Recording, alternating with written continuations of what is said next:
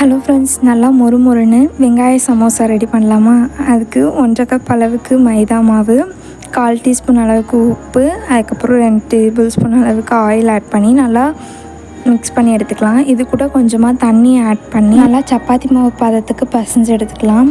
இது ஒரு ஓரமாக வச்சுட்டு அடுப்பை ஆன் பண்ணி கடாயில் கொஞ்சம் போல் ஆயில் ஆட் பண்ணிவிட்டு நம்ம கட் பண்ணி வச்சுருக்க ஆனியன் ஆட் பண்ணிக்கிறேன். 1 கப் அளவுக்கு ஆனியன், அது கூட கருவேப்பிலை, அதுக்கப்புறம் உப்பு, சிக்கன் மசாலா ஆட் பண்ணி நல்லா மிக்ஸ் பண்ணி எடுத்துக்கலாம். ஓகே, இப்போ மாவு நல்லா ஊறிடுச்சு. இதை நல்லா குட்டி குட்டி பால்ஸாக எடுத்துக்கலாம்.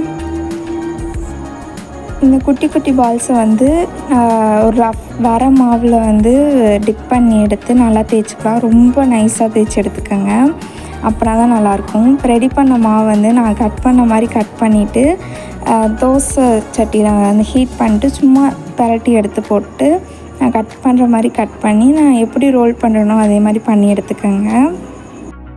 இப்போ நம்ம ரெடி பண்ண மாவை எண்ணெயில் பொரித்து எடுத்தோம்னா நம்மளுக்கு நல்லா மொறுமொறுன்னு கிறிஸ்பியான ஆனியன் சமோசா ரெடி. நீங்களும் வீட்டில் ட்ரை பண்ணி பாருங்கள்.